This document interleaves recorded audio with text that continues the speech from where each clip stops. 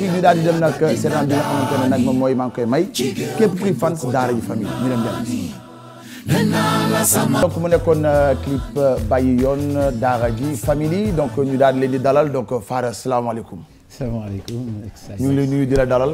ñu ngi lay fay bu baax a baax. dégg bu baax waay. ñu ngi kontaan suñu teewaay fii di nuyu képp ku seetaan émission bi di rafetlu aussi li fi jot a xew. parce que voilà c'est toujours ça fait toujours du bien de voir ay artistes sénégalais yoo xam te ni ils sont en plein développement. yoo xam te ni mën nañu exprimer seen pensée ainsi que li nga xam te ni moom mooy seen jubluwaay. jërëjëf Ndongo ñu ngi lay jëf. kon nag kii tey. sant yàlla. maa mi ngi dox rek. sant yàlla bu baax a baax ñu bàyyi la nga nuyoog téléspectateurs yi. waaw maa ngi nuyu waa Sénégal. di nuyu waa àdduna bi yëpp. donc ci turu Daara J Family ci turu Bois Sacré. di bëgg loolu ci teew ci plateau bi. parce que déjà mun naa wax ni titre bi rek daf ma neex seetu bi quoi. seetu bi donc da ngay jàkkaarloog seetu bi gis sa bopp. waaw donc fi mu nekk nii ñu ngi gis suñu bopp ci waa Sénégal ñu ngi gis suñu bopp ci waa Afrique. donc maa ngi nuyu bépp téléspectateur di aussi jox loxo di sargal aussi sama gars yi fi jaar sànq muy One Pac ak professeur. donc c'est un honneur pour nous d'être là. comme li ñuy wax rek waaw comme li ñuy wax rek li ma doon wax démb nee naa weddi gis bokk ci quoi donc comme ni ñu ko annoncé woon il y a quelques jours donc teew nañu fii tey donc voilà quoi on est très très content.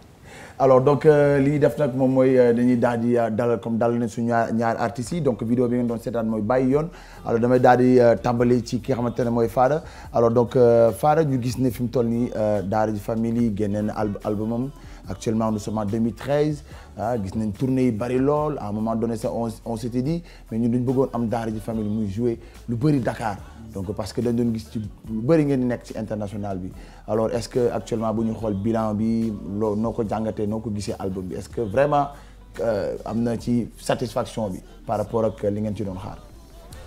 Bah je pense que le bilan est très positif vu l'évolution bi nga xamante ne moom la bu ñu xoolee fi ñu dooree. parce que il y a 3 ans on a eu l'impression qu'on a recommencé notre carrière. et bis bu nekk c'est un nouveau challenge comme si on venait de démarrer. je pense que c'est ce qui fait la source de motivation du groupe. Connaissant mon frère et connaissant aussi sama tempérament. waaw je sais qu'on est des gens yoo xamante ne bu ñu xës ba joxoñ foog mu dal. et donc parfois dama koy xool di ko yërëm ma ne que toi tu ne te reposes pas ma ne ma toi aussi il faut que tu dors. c'est là que je me rends compte que nous on a un rythme de ouf mais c'est par passion. donc c'est là où je me rends compte que lépp lu waay di def te mu am passion. tu peux être sûr que même boo amee ay contraintes tu vas avoir la force de continuer. force boobu moo ñu téye ba tey donc su may xool bilan bi dama je suis très très très content du bilan je suis très satisfait du fait qu'on soit toujours là du fait qu'on est tenu du fait qu'on continue encore à tenir malgré les intempéries qui sont dans la musique parce que yombul. absolument parce que yombul donc voilà aujourd'hui il y a plein de bonnes nouvelles hormis les tournées et les prochains spectacles qui sur l'international et aussi il faut savoir qu'on a pas mal servi le Sénégal ces temps-ci. C'est des bonnes nouvelles comme la nouvelle signature que le Daara J Family vient d'avoir aux États-Unis. Ah, machallah. Donc il y a une structure qui est basée à Vegas qui vient de nous signer. Donc pour le prochain album de Daara J qui va sortir aux États-Unis. Aux États-Unis. Et nous ce qu'on a envie de faire, c'est de pouvoir relayer tout ça ici au Sénégal. C'est vrai qu'on est prêt à prendre le pas. Def benn genre mixtape. Même pas mixtape, je dirais un street album. Okay. Donc un album boo xamante ne ce sera destiné à képp koo xamante ne bëgg na Daara J Family et puis la rue un peu et puis le marché hip-hop en général parce que notre musique est assez diversifiée. Pour un moment, on a envie aussi de donner quelque chose d'assez hip-hop à la rue. Donc ce street album-là, il sera là bientôt, même avant la sortie de l'album qui est destiné aux États-Unis. Okay. Donc suñu fans yi bu ñu jaaxlee on va bientôt les servir avec un album boo xamante ne le public en tout cas de la famille connaît déjà quelques titres tels que Delusi absolument tels que Bac waaw am na bon c'est déjà fignolé donc pour moi donc le bilan il est super positif et on dort pas sur nos lauriers. Il y a pas mal d'anticipations qui sont en train de se faire. On est aussi à côté on est sur pas mal de différents projets aussi qui fait que je pense que si on s'était pas attelé à vouloir mener le travail de l'avant, je pense que tous ces projets-là ne tomberaient pas. Voilà. Inch'Allah. Alors nag ñu daal di jël parce que ñu bëgg dugg wax ak kii di Fada kii di Ndongo bari nañu lool donc ñu daal di jël suñu premier téléspectateur allo. allo. allo Exafex. waaw kooku. ça va man la Aïcha. hey mais Aïcha ana waa États-Unis.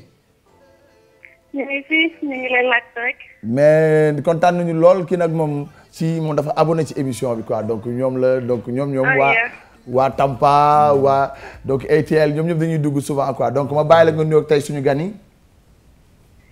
je viens de voir moom ñoom ñoo tax moo woote. Salut Aïcha, ça va? Ça va bien, Ndongo Di Fada. Mes respects. Merci beaucoup. Naka waa ATL? ñu ngi fii maa ngi woote wee Chicago. Ok, all right. yaa ngi Chicago. Et man damay wootal sama sœur jumelle. moom dafa ñun ñëpp dañ leen mës a bëgg du temps du daara ji ba ñu nekkee daara ji famille. dañ leen mës a bëgg et dañu man particulièrement dama leen respecté je dis que ni en fait je suis de très près le rap sénégalais le rap galsen comme vous l'appelez. mais je me dis que yéen mën nañu wax ne yéenay Sénégal quoi. Vous représentez le Sénégal de partout et on est vraiment fiers de vous. Merci beaucoup Aïcha. Quand on vous voit, c'est comme si on voit le Sénégal quoi. Et je vous encourage. C'est juste que ces temps-ci, j'ai entendu une mauvaise nouvelle. J'espère que danañ ci ñëw éclaircir. danañ ci ñëw. D'accord, Inch'Allah. C'était juste pour vous encourager et vous dire encore merci. On est très fiers de vous. Yal na leen Yàlla la fal cat yi nga xam ne yàlla na Yàlla eggali. amiin waay. Allez, merci. Exafex nag maa ngi xaar ba léegi. waaw ma ne maa ngi xaar ba léegi. waaw yaa non t'inquiète pas Inch'Allah maam xaar moom danañ ko andi parce que moom nee na xaalis bu bari la yor da ko yéene maam xaar naa ko invité maam xaar bu may ko xaalis bu bari. Inch'Allah dinañ ko def. Merci Aïcha. Merci. Allez merci Aïcha. Alors donc Ndongo je pense que comme ni ñu wàcc daanoo ci gën a gaaw. fi mu toll nii dëkk bi xëy nit ñi jaxasoo nañu. am loo xamante ne dañ ko dégg liir ko. ba fi mu toll nii ñu bëri sa xëj na taxaw nañ ne loolu la. ne daara ji famille tas na. Fada tas dem na Ndongo dem. ma bëgg vraiment ñi seetaan ñu ñëw ci laaj boobu qu'est-ce qui s'est réellement passé parce que nit ñi dañ bëgg a xam comme man sama téléphone wax naa la ko bi ma la wooyee à un moment donné sax jëlatu moon sama coup de fil parce que c'était dañu ma sonaloon. waaw xam nga rek dañu nekk ci réew moo xam ne léeg-léeg nit ñi du ñu ànd ak dal nit ñi du ñu déglu. te aussi xam nga lu ne tëll rek gars yi dañuy daw boo ko xoolee ci mbedd mi dara day am rek accident bu amee wala dara bu am ñëpp dañuy daw dajaloo quoi. donc moo tax souvent c'est très dangereux dara am rek nga jël benn nga juger quoi comprendre nga donc li ma ci mën wax rek mooy bon. bi ko dégg maanaam no comment quoi. tu vois ce que je veux dire parce que weddi gis bokku ci quoi. démb on était en concert à Saint-Louis. il se trouve que ñu bëri dañoo jaxasoo parce que dañu lire benn article après bon day nekk benn bruit. boo xam ne nit ñi dañ koy tasaare. mais article boobu te ci kaw loolu sax damay wax ne j'ai l'habitude de dire temps yii yëpp loolu laa damay sant yàlla. parce que coow la boo xam ne ñenn ñi dañ ko jàppee luy yàq mais pour man luy defar la ko. waaw parce que daara ji famille entité la. il faut que les gens sachent que entité boobu amul lenn lu ko mën a briser. comprendre nga donc on a une carrière donc il faut juste que les gens comprennent. suñu démarche lan la ak suñu direction lan la quoi donc maintenant presse bi yeeg. ma riirandoo yeeg. waaw. kajang yeeg xam nañu ko wax ni ma ko mën a waxee ñi nga xam ne wax moo leen neex wala pour xëy na bind loo xam ne mooy naka sa dul noonu moo leen neex dinañ continuer di bind li ñuy bind di wax li ñuy wax du tere nag. fa ndox daan jaar. waaw mu fay jaar ba tey. mais je pense que la solution. mooy ñu jël benn doguma la yàlla bu yàlla dog am na parce que ñu bëgg dugg dañu bari torop te bu ma leen ko xañee ragal naa suba gars yi rek xoolaat sama salaire allo. allo oui. waaw kooku. waaw man la grand Lamine Marseille. grand Wade depuis Marseille. non Lamine. grand Lamine naka nga def Lamine. ça va maa doon nongo ak Lamine bu Marseille. waaw ba ajo ñu ngi ak ñoom. yes Lamine ça va. waaw nongo. di ziar de. delloo ziar bu baax a baax. waaw jaajëf waay. naka waa ngeen di bëggee de. jaajëf waaw man la grand Lamine ma ngi ñëwee Marseille noonu jamono yële. oh yeah mooy suñu dernier tournée bi quoi. waaw bi ngeen ñëwee local noonu. tu te rappelles ci Fallou. espace Julien. non ci Fallou Ndiaye. ah ok Fallou yee Fallou waaw ok. si waaw bi ngeen ñëwee espace Julien noonu daal. waaw. oui sinon nag Sénégal. Sénégal a ngi nii rek. mu ngi neex man loolu laa tàmm di wax quoi. damay yàq seen xel quoi. waaw dëgg la mais dama doon leen woo ne di leen bëggee. merci. waaw te xam ne daal Marseille gars yi ñu leen di laajte. xam naa dinañ fa teew du yàgg de. bientôt hein. incha allah très bientôt comme dab rek. waaw mais kon jàmm ak xew rek baax ma bàyyi la xam naa ni bu gën a woote ñoo bëri xam nga. merci jërëjëf Lamine merci Lamine alors Fada bi nga déggee rumeur bi boobu fekk Sénégal la fekk. non maa ngi woon j'étais entre la Pologne et l'Allemagne. waaw parce que boobu ñu ngi doon déggante. alors donc man j'ai rien compris alors man nanga ko comment tu l'as vécu de là-bas. Bah j'étais plutôt focalisé sur la tournée bi nga xamante ni si laa nekkoon. ok parce que mon frère Nongo il m'a mis sur un projet il m'a mis sur les rails. Pour un projet que j'ai démarré avec un producteur d'origine sénégalaise vivant en France, qui a déjà produit Ayo et qui a produit aussi Imani et qui me produit en ce moment. Donc pour un album qui s'appelle The Gospel Journey. Et donc c'est un album sans instrument, un peu du style à la Bobby McFerrin et tout ça. Il n'y en a pas beaucoup qui le font. Donc il a vu que sur le plan vocal que je pouvais avoir des prédispositions peut-être pour des genres de musique bobo. Donc on s'est engagé, ça fait un an. Ça fait un an qu'on est sur le projet. Là, c'était la première tournée. Wow. Et quand les gens... Le projet n'est même pas sorti. Hein. Oui, je pense qu'ils ont vu les apparences un peu sur... Ouais, bon, ce qui se passe sur Facebook. Wow. Un peu ce qui se passe dans les chaînes de télévision françaises. Wow. Peut-être avec chaîne radio internationale. Wow. Donc, ils se sont dit que, comme ils disent Fada, muy def promotion au benn album bu tudd Gospel Journey donc c'est sûr que Daara J Family jeex na donc lui et moi on en a un peu rigolé vite fait parce que bon on s'attend à pire que ça on s'attend à quand même des ay spéculations yoo xamante ne c'est pire que ça mais je veux que les gens ils sachent que ay magum jëm lañ que li nga xamante ne moo ñu dugal ci musique biñ ciy dugg ak yàqin lañ ci duggee moi on a fait des études en comptabilité lui et moi on était à l'ISEG. En deuxième année de comptabilité, on a décidé que dañuy signer son premier contrat avec une maison de disques qui s'appelle Déclic Communication. Et depuis boobu, on sait que mënuñu dugg ci dara ci musique sans pour autant qu'il y ait une part de réflexion. Et surtout, un consentement boo xamante ne day jóge suñu ñaar. Parce que ce qui nous unit, c'est au-delà de la musique. On était amis balaa ñuy def dara. ay mbokki mbaar lañu balaa ñuy def dara.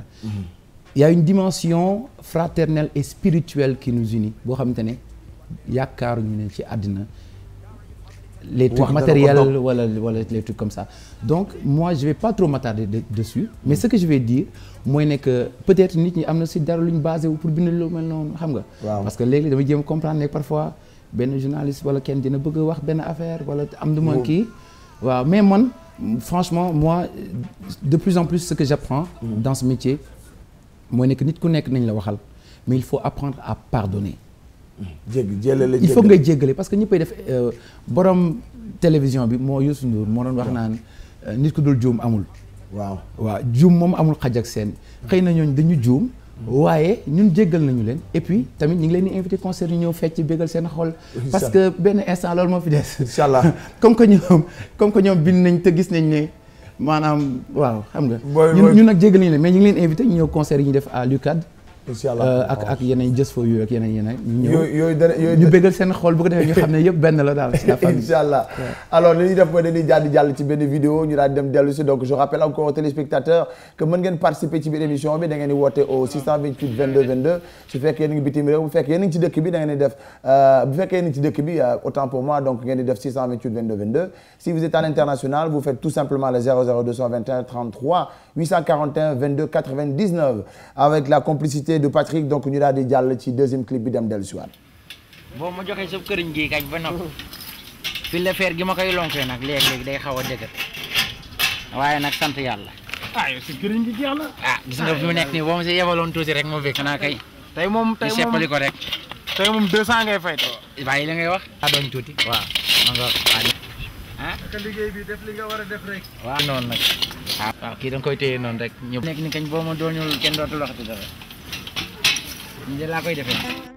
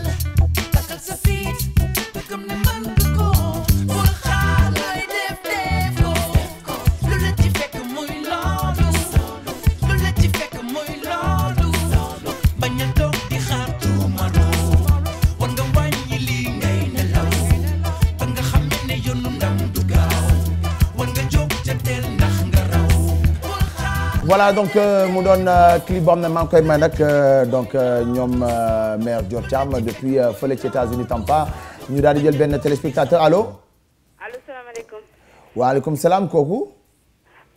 man la Khadjatou laa tudd. Khadjatou fan nga ñuy woowee. maa ngi woote New York. waaw ana waa New York. ça va ñu ngi fi macha allah. allez dégg bàyyi naa la gars yi sama gars yi.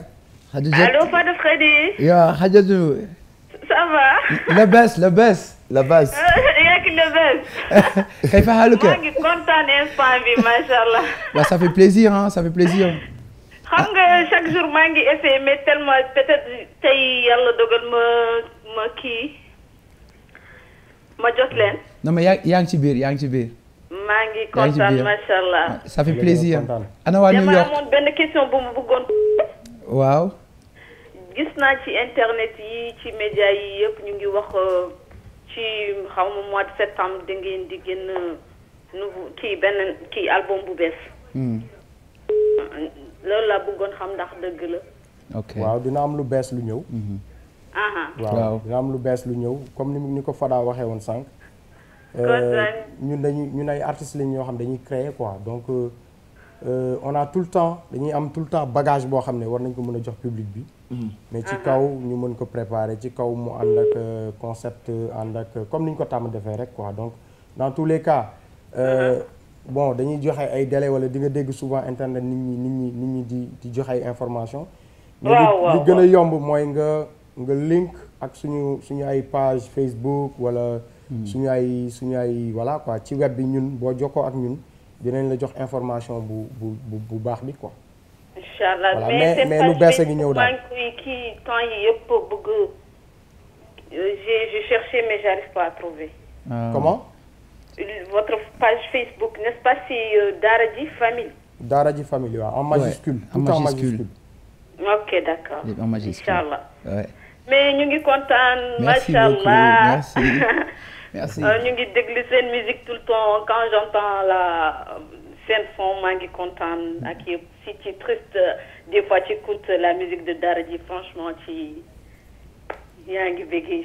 ko daal mën nañu wax ne Zayn quoi Zayn hatta mais man duma naar tukulóor laa dégg naa di pulaar ko lan la yokk mojji voilà sa nani Daradji rek a weltoto darde ma fof wujji toto no weli Daradji family no weli trop machallah alhamdulillah aywa merci émission moon aywa merci ciao merci beaucoup bye thank you merci Khadijatou alors donc ñu ngi nekkoon ci toujours ci même non c'est plutôt Fada donc ñu ngi doon wax ci mbirum préparation donc fi mu toll nii sax xale bu dafa andi junj benn question mais dañuy seetaan benn vidéo defe naa ne Patrick su fekkee ne am na benn élément bu yemb ñu daal di koy jàllale ñu gis gars yi quand même yi nga xamante ne moom nga doon def ci concert ci bitim réew ci cas bi tout ça studio donc ñu may ci gars yi tuuti ndongo moo ko comp ma ne ko ne foog ñu may ci gars yi waaw xam nga rek ñun moom comme suñu liggéey moom c'est sur les routes du monde quoi donc duñu taxaw amul pause comme li ko Maxi Crazy doon wax amul pause amul fin amul commencement donc voilà tout le temps on est en tournée hier on était à Saint-Louis un show boo xam ne dañ ko def foofu avec des milliers de personnes avec le Jamo Band nga xam ne ñoom ñoo ñuy accompagner instant yi ñu ngi fi donc li gars yi di gis ni benn concert bu ñu defoon Paris bu ñu génnee suñu album donc c'était au Cabaret Sauvage quoi. waaw foog ngeen ko defee voilà d'accord mais album bi génn na Europe c'est sorti en Europe c'est sorti en Europe alors donc ñu daal di seetaan live bi ñu daal di dem dellu si waat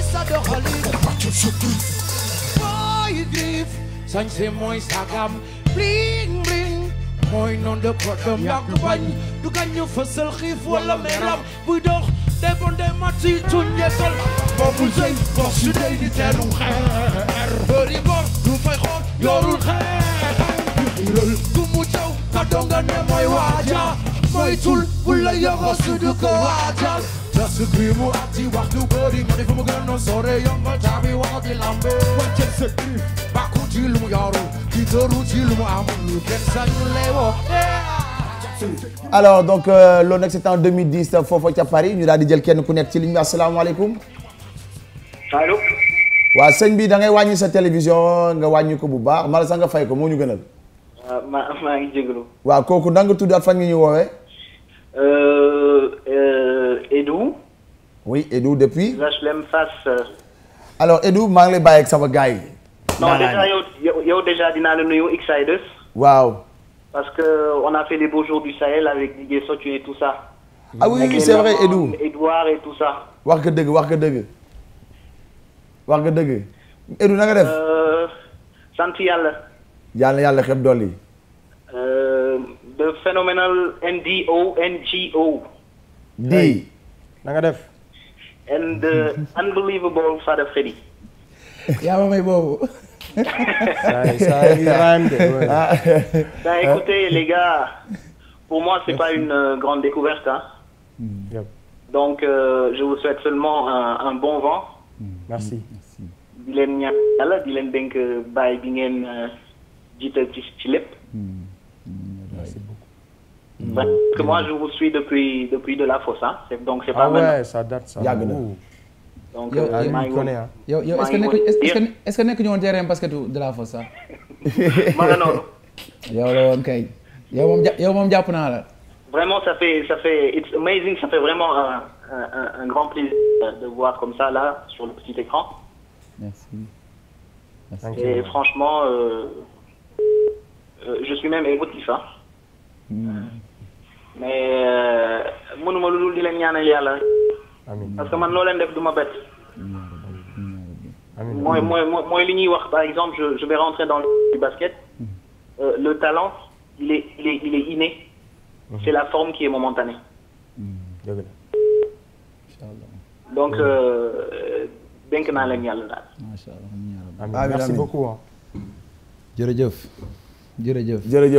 donc ñu ngi nuyu waa HLM aussi ah donc ñu nekkoon ci toujours ñu am na parce que xam nga sama gars yi ci kaw.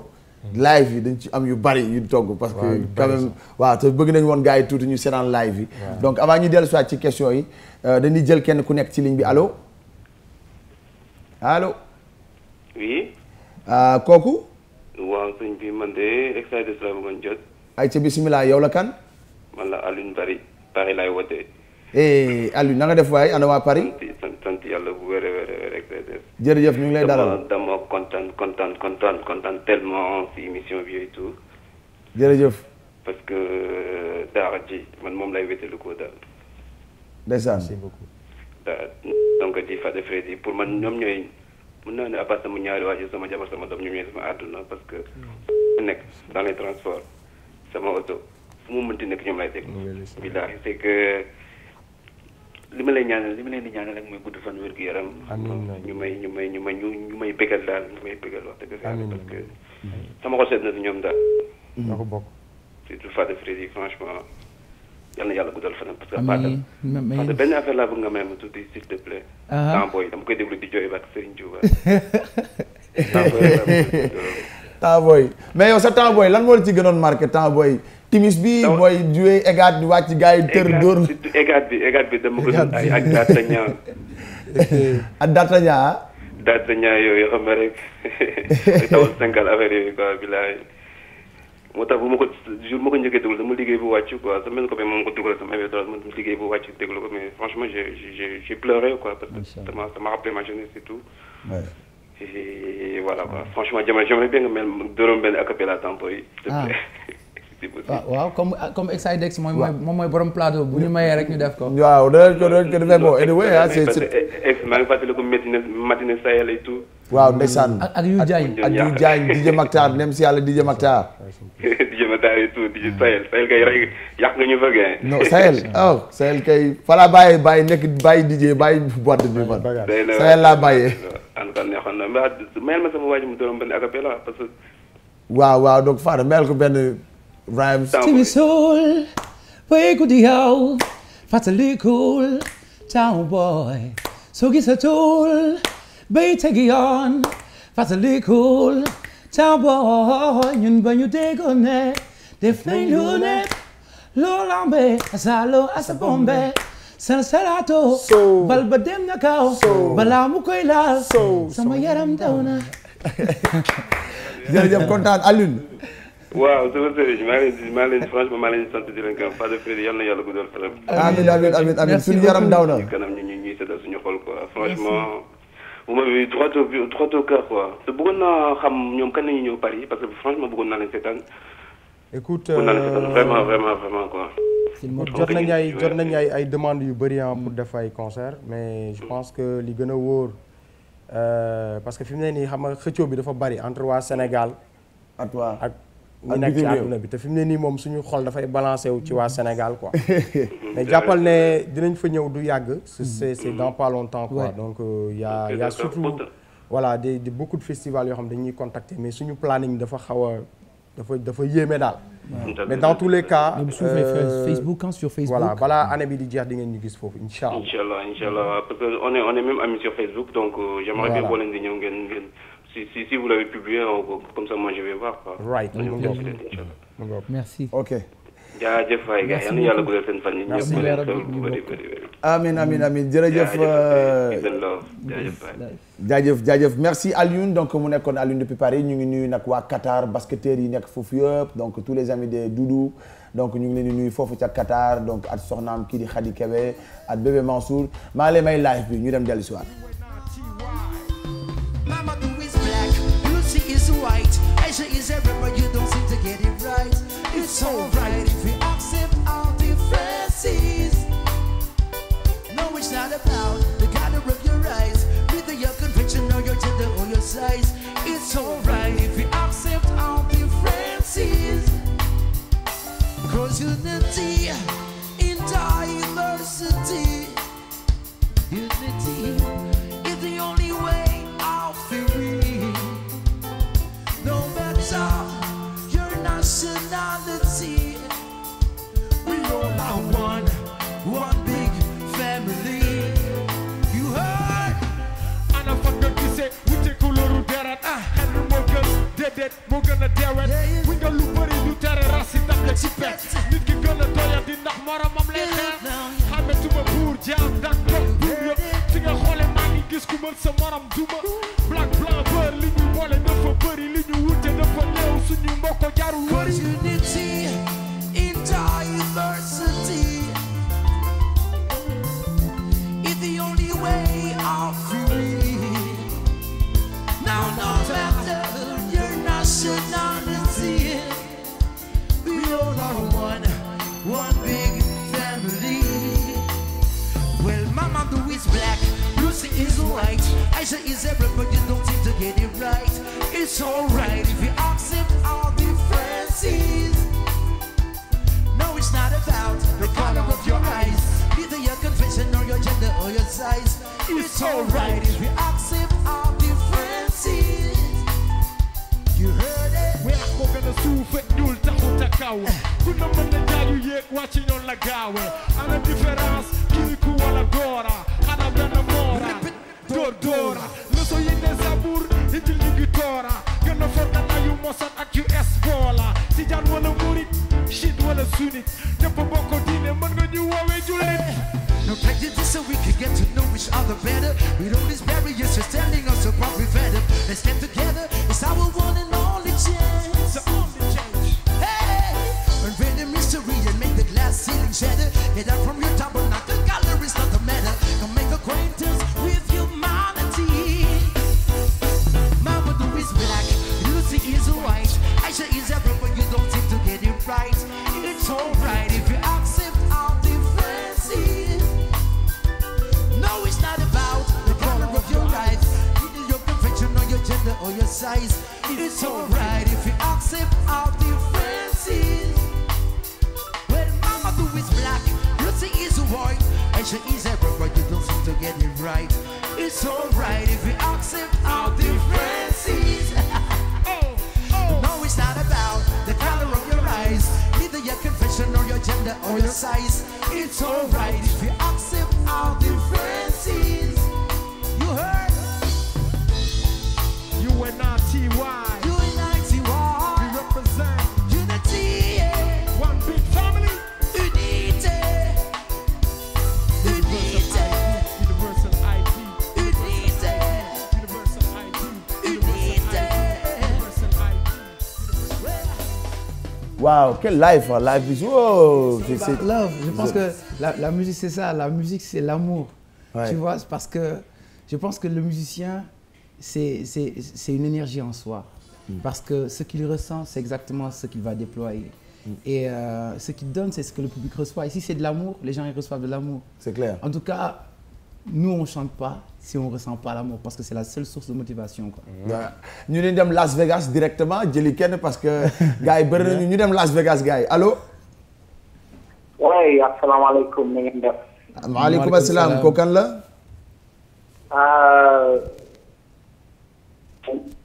tur bi nag dina collé woon foofu Las Vegas. naka. waaw. Colorado la woote. Vegas. na nga def waay Vegas.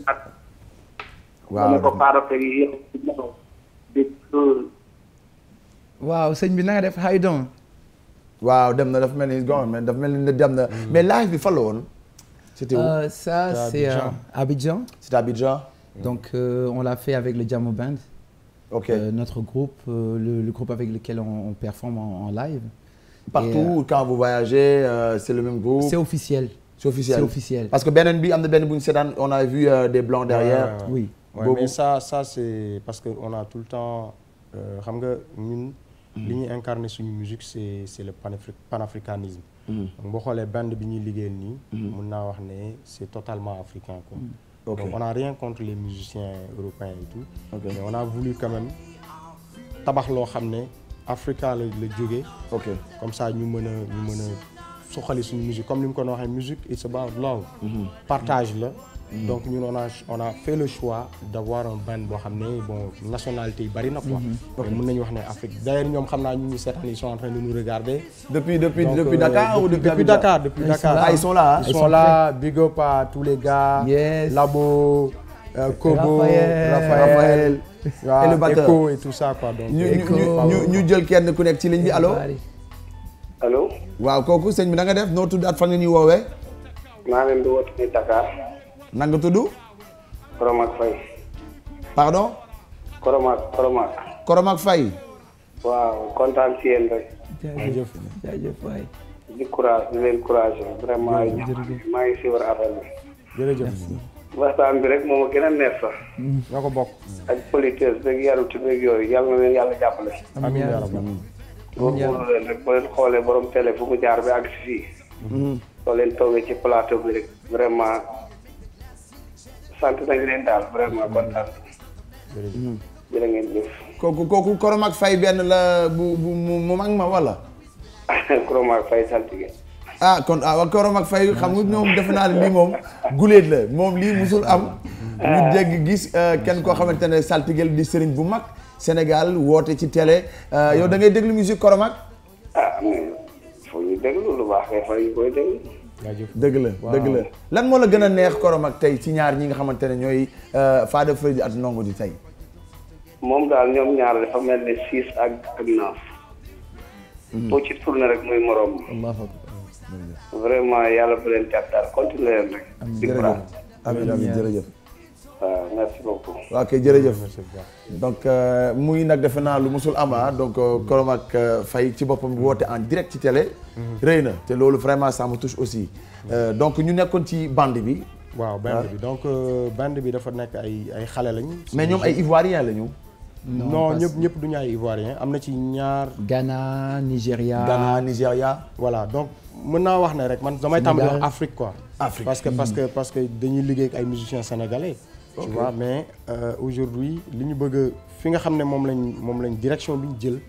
par rapport ak suñu musique ni ñu ko tëggee. boo dégloo album School of Life ak fi ñu jëm. ak live bi ni ñu ko tegee. c'est structuré de telle sorte que bu ëllëgee. lépp lu ñu enregistré studio. war nañ ko mën a fournir sur la scène. en fait loolu mooy direction wu. Daara J Family et c'est pour ça ñu porter suñu choix.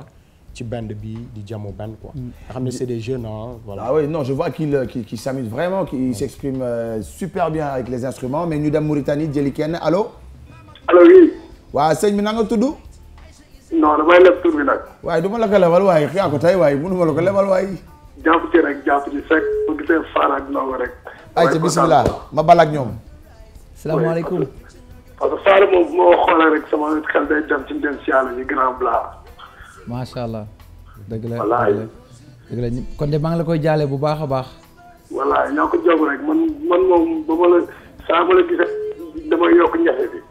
macha allah jërëjëf wallaay ma lay gis man gaanu Omar Dia daal ta ko ma. dëgg la. maa ngi dëgg maintenant 19 2026. ah yow kon de yow moom suñu mbokk nga direct koñ ba moom ñëpp ay mbokk lañ koñ ba ñëpp ay mbokk lañ. bilaay wallaay su ma lay gis damay yokk jom parce que xam nga rek saa ma lay déglu moom yokk jom rek su ma la xoolee jom bi day gën a yokk bilaay wallaay. waaye su ma juumul kooku Malick la de wala. non du Malick mais bu ma ñëwee tawoon ci kàttan yàlla dinaa la man la. waaw d'accord incha allah kon dinañ la xaar. yokk ko yëg ko rek. incha allah amiin waay. mun yaa ngi suñu idol ñun fi ñu nekk nii ba sëñ tubaab caaxaan. jërëjëf. bilaay walaay man moom yow laay ndamoo ci biir tawoon bi bilaay. incha allah yàlla bu yàlla tas seen yaakaar. amiin. yàlla nañu yàlla may kattan bu ñu àggalee liggéey bi. amiin yokk ko yëg. jërëjëf jaajëf te merci. aywa jërëjëf donc ñu nuyu aussi waa Mauritanie donc suñu xool dañu gis ne daara ji à un moment donné il a carrément laissé le DJ parce que au début amoon ngeen DJ.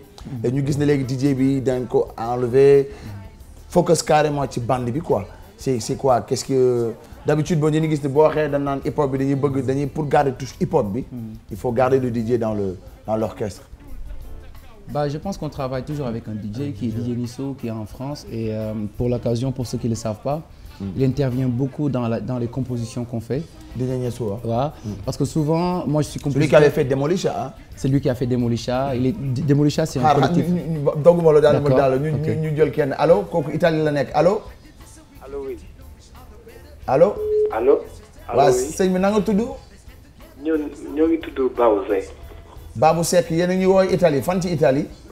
non Bawze Milan. waaw. ayca bàyyi naa la gars yi. waaw Fata laa bëggoon waxal. waaw. Fata. waaw. na ngeen def. ñu ngi leen di ziar bu baax a baax. ñu ngi leen di baal wax te di leen baal. baal nañ leen yàlla boole ñu jéggal. man la Bawze xam naa dig ma war a fàtte il y a 15 ans ci ginnaaw Bawze. naka la Babou. Bawze. waaw. Bawze photographe. yii. yàgg na de ah. mais Bawze. yow foo nekk. waaw ñoo ngi Milan rek xam nga. mais alors yaa ngi photo foofu wala léegi yaa ngi si affaire yaa ngi si Modou yeeg bagage yi wala. waaw ñoo ngi ci Modou yeeg bagage yi. waaw Italie nag dégg naa fan yi métti na trop quoi. waaw métti na mais ñu ngi sant yàlla bu baax. alhamdulilah. xam naa fii guddi na trop. parce que ça fait. ñoo ngi ci ay 5 heures. si dama kañ maa ngi lay fàttaliku bu baax a baax boo ñëwaan lonk appareil bi noonu dugg si nag ak chemise yi nga naan sol noonu ngay naan la Bawze jël ma waaw Marietou dëgg la mais tout d'abord dama lay jàlle ci wàllu paa bi. dëgg la ñoo ko bokk. xam naa ne loolu yàgg na waaye boobu ba léegi bu ma ñëwee damay baywaat rek delluwaat. jërëjëf. waaw ñu ngi leen di jàpp vraiment ci wàllu paa bi. macha allah ñoo ko bokk. di ko di leen ñaanal ca kaw ca kanam. sig leen seen wàll ñoo ko bokk. et puis moi aussi je suis au courant que da ngeen ko parrainer foofu benn association. waaw à l'occasion dinaa teew foofu personnellement pour vraiment mën a feddali suñ coloré et puis taxaw aussi ci tànku paa bi pour continuité wu liggéey bi paa bi doon def. incha allah waaw macha allah vraiment. waaw merci beaucoup vraiment ñu ngi leen di jaajëfal parce que lu yàgg la centenaire ci Xaltaar moom ku ko wax xam na vraiment ñoo ngi seen ginnaaw saa su ne. merci du dëgg. dëgg la vraiment damay kontaan di nuyu waale Ndongo. jaajëf tubaarkàlla ñu ngi leen di jaajëfal bu baax di leen ñaanal seen ànd bi yàlla na gën a sax yàlla na gën a dëgër. amiin. waaw vraiment dama doon nelaw nii rek mais dama jóg ci télé bi rek yam ci mën a xaaral ma jéem a dugg. dëgg la jërëjëf mais j'espère que sànni woo appareil bi foog nga garder ko de. parce que loolu ay souvenir la loolu yëpp temps booy la. waaw jaajëf. merci beaucoup Bawze. waaw bu doon Bawze donc Fara ñu nekkoon ci bande bi donc at DJ Nisso. oui donc il participe beaucoup. Effectivement DJ Nisso day participer lu bëri ci composition yi ñuy def. bon nous on est compositeur à la base mais souvent il arrive que ñu def un travail collectif boo xamante ne dañuy liggéey ak moom pour composer les morceaux. C'est comme le morceau Bayon. waaw morceau Bayon on l'a fait à la base donc pour le choix wu caisse claire ak yooyu c'était DJ Nisso donc souvent on travaille comme ça donc il n'est pas que DJ il est aussi compositeur. donc même album bii di ñëw il est en train de faire le remix d'un morceau tout à fait hip-hop qu'on appelle Bac moom lay liggéey en ce moment nii donc xam naa bu paree rek on va bientôt attaquer les radios et peut-être même une vidéo à disposition. Inch'Allah. Parce qu'on connaît un bon réalisateur qui est super chaud pour le projet. Donc pour dire que aspect DJ bi bàyyiwuñ ko. parce que bokk na ci. on travaille même avec des DJ ici ouais. dans le plan local. Avec DJ Karim. Voilà. DJ Karim. Voilà donc. G-Bass aussi. G-Bass. Voilà. Tout ça c'est des gens qui voilà pour man dogguma ko sax mais le travail des DJ c'est important dans la musique hip-hop. Mais c'est vrai que même bu fekkee ne nekkul toujours ci kaw scène bi mais dans les studios on travaille avec eux parce que il arrive que nga soxla ay scratch. wala nga soxla éditer ay morceaux da ngay obligé job ak ñoom. Il faut pas oublier qu'aujourd'hui les plus grands remixeurs c'est des DJ. Tu vois donc ñoom ñooy jël tey sa benn acapella. fexe ba son boobu nga mun ko jaarale ci club yi. wala nga mun ko def un morceau un peu plus radio ils ont vraiment une oreille beaucoup plus voilà un peu oreille bu xaw a intéressant laay wax ñoo gën a xam li xew ci biir boîte de nuit. voilà donc t'es obligé di liggéey ak ñoom tout le temps. Ils ont une oreille commerciale parce qu'ils font danser les gens et tout ça donc cette oreille là elle est benn oreille la boo xamante ne dafay capter un peu ce qui est actuel. Donc souvent il est très intéressant même pour un rappeur quand tu fais un son de le faire écouter à des DJ. wala des animateurs pour am seen avis parce que musique moom c'est vrai que da ngay def li nga yëg. mais aussi booy def li nga yëg c'est aussi pour que nit ñi mën ko partager doo def loo xamante ne da nga naan li ma yëg rek la ñeneen ñi grawul. il faut que nga xool aussi li nga xamante ne nit ñi nañ ko mën a recevoir de manière souple et les DJ ils sont bien placés pour ça. Voilà donc yéen a ngi comprendre ne ça avance donc toujours nous avons sur le plateau. pour ñi nga xamante ne ñoo soog a yeewu du ñu seetaan donc Daara J Family Fada et Ndongo liés à jamais donc ñu jël ki nekk ci ligne bi allo. bonjour. oui bonjour kooku. Sayer. Sayer fan nga ñuy woowee. Dakar Golf. Dakar Golf ay ci Sayer ñu ngi lay déglu. ça ce sont mes frères. waaw Sayer kooku ban Sayer la. ah ben. daf mel ni Sayer Ndiaye la de. jeex na. ah du yow waa mbokk sigil diggaale. ñu ngi lay ziar bu baax a baax. macha allah sant yàlla bu baax. waaw ñu ngi lay ziar bu baax a baax a baax. daara ji démb la. dëgg la et puis tam maa ngi lay massaw bu baax a baax. macha allah sant yàlla. parce que jot ñoo gisante on était souvent en tournée. effectivement. maa ngi lay massaw bu baax a baax ci lu ñu bokk. kese waaw gëm naa loolu. waaw waaye daf mel ni ay xarit yu toppante la rek. kese donc. waaw ay xarit yu toppante la xam nga dañoo bokkoon kurus. Sayer. kese lamb faw rek. jaajëf. merci kese kontaan naa du courage. merci beaucoup. ça je ne pouvais pas m'en passer. macha allah jërëjëf. mais àdduna nii la. waaw il faut que nit ki soo jàppee. doo bàyyi. mais sachez que je suis toujours derrière. et vous ne voyez même pas. merci Sayer. surtout du courage. merci Sayer. merci mon frère. voilà donc merci donc mu nekkoon donc Sayer depuis Golf ñu ngi nuyu nag ki nga xamante ne moom Rabia Diallo ak jëkkëram ki nga xamante ne mooy Pape Samba Diallo donc ñoom nag ñuy vraiment waa Rabia Diallo ku baax la. léegi voilà donc respect bindikat bu mag. bindu mag kan bu mag la bu ñaw la. waaw xale bu ñaw mi ngi seetaan actuellement donc Rabia Diallo maa ngi lay may surprise bi ñu dem dellu si waat.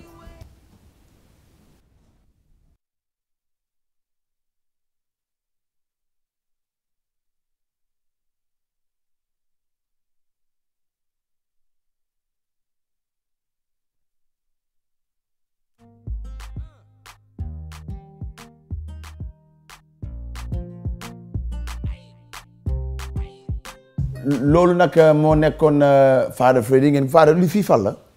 c'est un studio qui est à Vegas qui s'appelle le Palm Studio. Palm Studio. Palms comme PAL comme les palmes.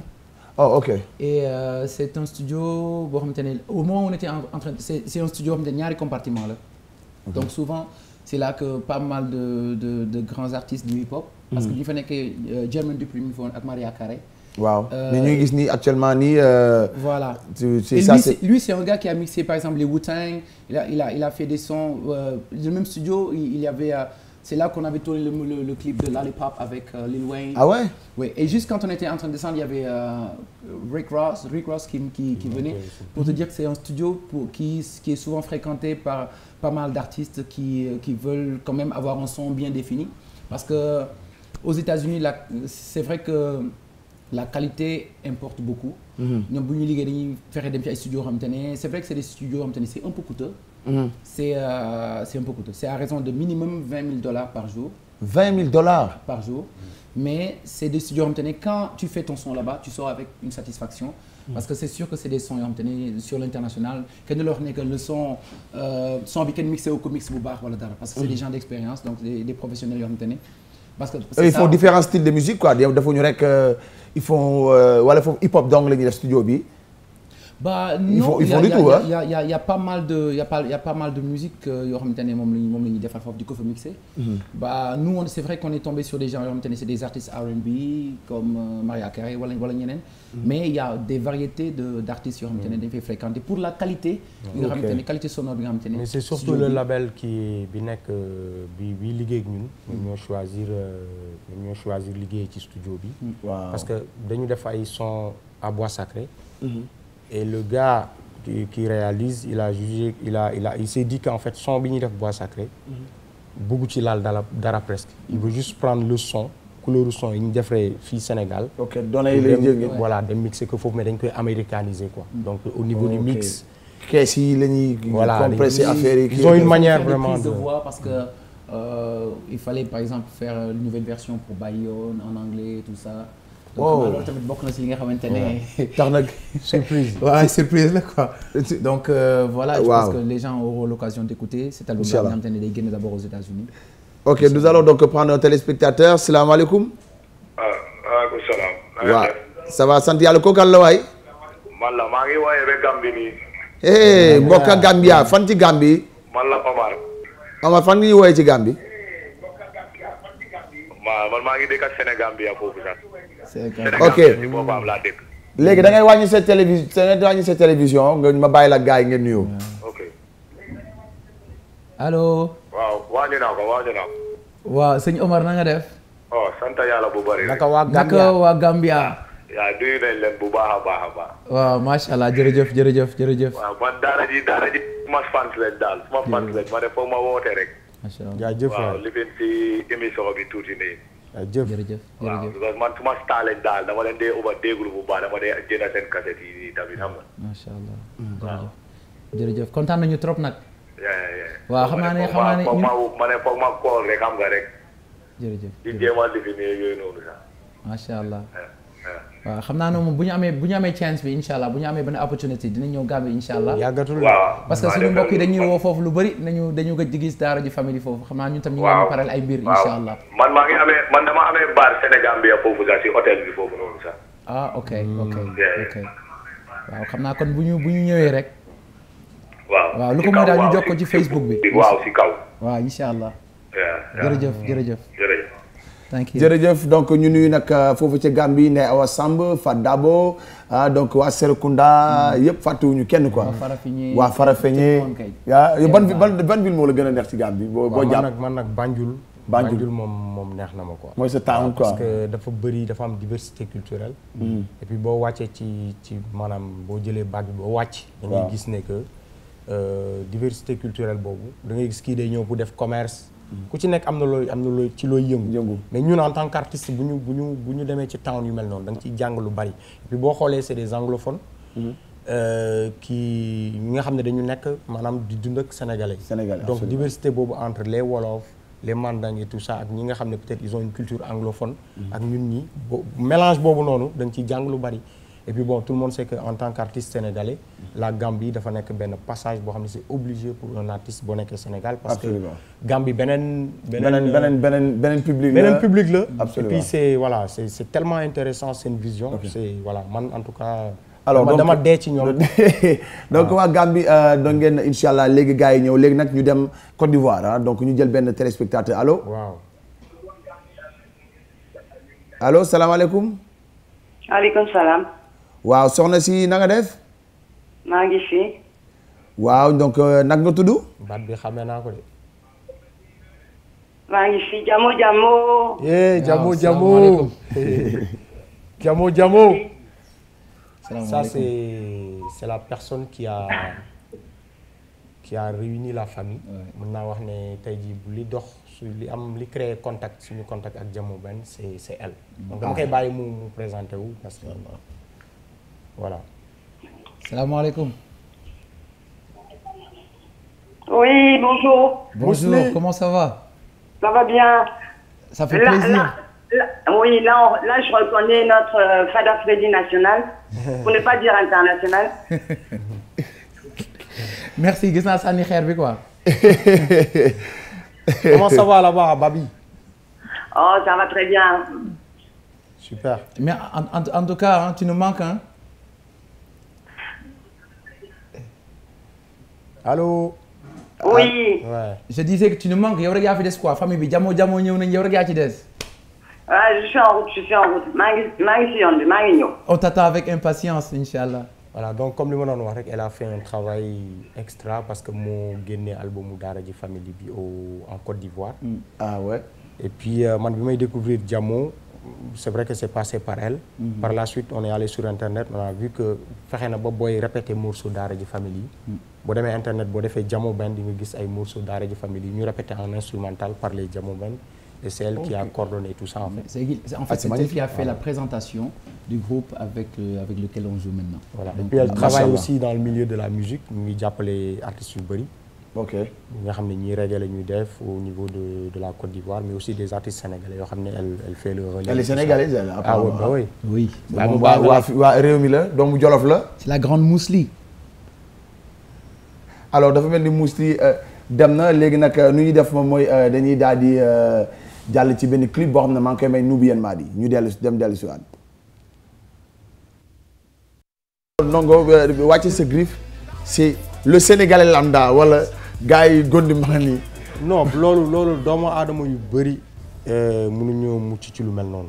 parce que waaw maanaam xam nga doomu aadama dañ ko mooñ ak lu mel noonu dañ ko mooñ ak. léeg-léeg mu rëy quoi léeg-léeg. parce que xam nga boo yeewoo di dox dara jotul la. comprendre nga soo bëggee lekk soo bëggee naan comprendre nga amuloo benn problème. Des fois tu as tendance à naagu quoi. comprendre nga donc morceau bi je pense que dañ ko def mu nekk benn morceau boo xam ne c'est pour la postérité maanaam mu nekk loo xam ne non seulement dina jëriñ Sénégalais yi dina jëriñ africains yi mais mun na jëriñ àdduna parce que képp ku ko seetaan même si tu ne comprends pas les paroles. boo xoolee déroulement histoire bi di nga xam ne benn réalité la ñuy expliquer. et war na mën a toucher ku nekk. et puis tamit tout le monde sait qu'au Sénégal tey jii nit ñi dañuy def des fois lu ñu mënul. dañuy yanu lu ñu àttanul loolu moom. fii la fekk saa yoo yeewoo suba bu nekk di nga gis lu mel donc ba ci suñu dirigeants yi. comprendre nga aujourd'hui en Afrique dañuy digge loo xam ne mënuñ ko. comprendre nga donc c'est un message qui est universel. donc humble yourself. weesuwul nga nekk doomu aadama nga mën a toujours di ñaax sa bopp. di remettre sa bopp en question xam ne yàlla moo la sàkk. doomu aadama nga ni ngay juddoo ñu lëmas la ci laltaay noonu la bis di ñëwee. ñu lëmasaat la dugalaat la ci suuf loolu mooy wundu message bi quoi. ah defe naa ne am na solo trop parce que soo koy xool man nag j'aimerais bien quand même Fado ñu ñëw côté composition arrangement yi tey gis nañ ne créer musique dafa jafe surtout pour créer la différence andi benn style de musique qu'est-ce qui t'inspire parfois on entend des couleurs parfois ñu dégg ay Ali Farka Touré parfois ñu dégg ay Fela parfois ñu dégg Yana Kodou Sène album bi vraiment c'est man dama ci déglu chaque morceau da ngay dégg benn am na fu mu la yóbbu quoi alors si comment ça se passe. J'aimerais bien dire à tout le monde que je n'ai créé aucune musique, je n'ai créé aucune chanson. Tout ce que vous entendez, c'est juste li nga xamante ne je suis toujours à l'écoute de la nature, je suis à l'écoute de tout. Je suis à l'écoute d'une information. Et fu ma toll maa ngi recueillir information, des informations sonores, des informations musicales, des informations je dirais littéraires. Loolu lay collecté. boole ko. Donc en quelque sorte, je ne crée rien. damay jël ay informations rassemblées leen et je les transforme. Mais je ne crée absolument rien du tout. Je pense même que c'est prétentieux de dire que je crée une musique. Ouais, c'est juste je collecte des informations musicales et après je les arrange comme un puzzle de sorte à ce que ce soit agréable à l'oreille. Ouais, parce que je pense que nous allons composer depuis. Et bon ñu jël kenn mais am naa benn laaj bu neex waaye allo salaamaaleykum. allo. waaw kooku sëñ bi na nga tudd at fan nga ñuy woowee. man maa ngi doon Gambie. waa mbokk fan ci Gambie. man maa ngi Yundum. waa Yundum waa Yundum ñu ngi leen di nuyu nan nga tudd nga ne jox ñu tur bi. man Babacar laa tudd. Babacar acca ñu bàyyi la gars yi bismillah ñu ngi lay dalal. salaamaaleykum. waaw sëñ Babacar na nga def. jamono kañ. ñu ngi lay bëggee. waaye di la bëggee. ana waa Gambia. waaw ñu ngi fi rek de seen programme bi. macha allah waaw ñun de bëgg nañ fa ñëw nag jamono yi. waaw ma ne loolu ngeen war a def. waaw xam naa ne bu ngeen xoolee ferry bi daal di ngeen ñu gis ferry bi. ferry bi ci ferry bi ah. bu ngeen ñu séddoo ci ferry bi daal di ngeen ñu gis quoi. waaw ma ne. waaw. boo leen di def rek baax na. bari ngeen fi ay fans nag ba bari seen musique ko dee enjoy you know. yeah jaajëf thank you. jaajëf jërëjëf. allo Babacar. moom fan lay wootee ci Gambie. waaw léegi Babacar da ngay wàññi télé bi nekk sa boor comme ça nga mën a dégg bu baax. ok. boo ko wàññi incha allah danañ la mën a dégg danañ déggante bi dana gën a leer. alright. yaa ngi ñu dégg léegi bu baax. waaw maa ngi lay déglu. ayca bismillah ñu ngi lay déglu. waaw ma ne wax ngeen di fee ngeen ñëw Gambie nag parce que bari ngeen fi ay fans. dëgg la. soo leen ñëwee nañ ko apprécier trop. dañ leen enjoy seen musique bu baax dara ji yàgg na du tey. jaajëf waay. so ñu ngi leen di ñaanal groupe bi gën a dem kanam daal. amiin. yeah man. di leen déggee saa su ne. amiin. one love peace one love jaajëf Babacar. waaye jërëjëf man. alright jaajëf Babacar donc ñu nuy John aussi moom it. John benn. alors donc Fare li ma bëggoon wax mooy. question bu neex bi waaw question bu neex bi. alors nit ñi dañuy gis ne bu ñu comme pas créé mais assemble ba andi lu bees. On se dit bon musicalement Fare il est à l'aise dedans mais léegi on attend Ndongo comment est-ce qu'il va rapper dessus. waaw loolu comment je veux dire à partir de loolu bu pare nag parce que défilé ci yow autant lui il est chanteur. mais quand même c'est un challenge quoi. oui mooy li ma doon wax rek ay jamono xam nga musique même bu fekkee ne da ngay def benn style. ngay def rap wala nga moo xam ngay def sax mbalax. choc ci biir quoi da ngay bokk. comprends nga te man bu ñuy créer suñu musique chaque fois moom buy créer benn son man damay teew wala bu créer benn musique ba pare bu ma ñëwee bu ma dégloo. dama ciy dégg sama bopp. automatiquement su ma déggee sama bopp rek mooy maa ngi ci biir même bu ma posé wul sama voix sax. lu waral loolu complicité bi sax mel ni donc Fare quand tu fais quelque chose daf mel ni benn ci xel yaa ngi. je te coupe pas je te donne un exemple un morceau comme Wàcceel sa Griffe mooy résultat bi quoi. mooy est-ce que neex na nit ñi wala neexul nit ñi. comprendre nga loolu moo ci am solo est-ce que aujourd'hui si je me pose sur un son comme Wàcceel sa Griffe. non neex na nit ñi est-ce que c'est. non kooku loolu je pense que ça fait c'est unanimité donc gars yi d'accord nañ ci donc ñu jël kenn ci ligne bi allo. waaw sëñ bu baax bi fan ngay woowee waaye at nangu tudd. Dakar fan résident. tur bi naka la. c'est ton grand ami Baye Niass. hey Mr Baye. mais ça fait plaisir man Baye donc Baye demain tu travailles normalement tu devrais être couché là. Tu sais, moi je suis un fan inconditionné de mes amis de Daradi Family. Merci. Donc, comme je dis, avec le boulot, malheureusement, c'est souvent que j'ai la chance de les voir au Just. Mais l'instant, il me bëggoon juste dugg ci line bi pour vraiment encourager leen. Merci. Mais là, vraiment, c'est un modèle depuis Tomboy, hein. depuis Tomboy, donc on les suit et c'est bien d'avoir des modèles comme ça où maintenant ça waaw bon écoute Baye Niass on est vraiment content nañu lool moom it. parlant du jës sax xam naa du yàgg ñu defal ko benn. waaw may ko benn jës mois de mai bi nii. waaw ci mai bi bu fekkee ne mu ngi déglu bon voilà quoi donc tous les fans nañ ñu xaar. maa damay bañ def. mais léegi bu ñuy dugg ci album bu bees bi. ngeen di préparer album bi pare na. la plupart des titres pare nañ. en fait on a emmagasiné pas mal en fait nous on n'arrête pas de travail c'est-à-dire que. Parfois, c'est une quarantaine, une cinquantaine de titres que tu fais tout le temps. Parce que quand on est au studio, on ne calcule pas le temps, en fait. Ok. Et donc, parfois, tu te retrouves avec 40, 50 morceaux. Mais, parfois, direction est du bok. Et... Donc, parfois, tu peux compliquer une vingtaine de morceaux. Voilà. Après, il faut choisir. Mais ce qui se passe... Mais les autres morceaux, là, il y a des morceaux... C'est des morceaux, souvent, on les retravaille. Parce que c'est... morceau bu néew amul musique boo ko tàmbalee rek c'est parce que boo amee une petite source d'inspiration c'est parce que t'as encore du champ à exploiter loolu nag bu nekkee benn fett rek yow mun nga dem ba mu doon tàkk maanaam waaw li def mooy jëlaat parfois ay morceaux yoo xam te ne defoon nañ ko parfois da ngay toog tu reviens au studio man damay dugg studio par exemple Ndongo joué ma benn morceau bu ma defoon depuis 2 ans wala 3 ans mu nekk ci machine yi ma déglu ko ma ne ko mais li kañ la woon. mu ne mais est-ce que yaa ngi déglu et puis je trouve ça bien. Après ñu ne ouais mais c'est cool attends ñu retravailler ko. Et ça donne quelque chose. Mais actuellement quelles sont les couleurs qu'on va avoir? C'est des couleurs très modernes. Oui. Très moderne limite single bi ñuy waaj a génne c'est un single Ego Trip comme ni ñu ko defee woon ci Microphone Soldier. Waaw. Donc c'est un single Ego Trip en wolof mais dañuy def benn mélange de trap music ak dubstep. xaw ma nag xam nga li ma. waaw. dañuy dëpp gaay yi. mel nga jël jant bi at weer bi rek. ak le flow wolof moom lañ mélangé trap music ak dubstep parce que aujourd'hui la musique évolue musique bi ñuy wax électro ak pop dafa dem ba dafa duggante ak hip hop bi. Absolument. te tey jii la plupart des musiques yi gars yi di dégg ci rajo yi wala sur le plan international musique boobu la. donc loolu moo tax aussi ñun on est allé vers cette direction là. Ok.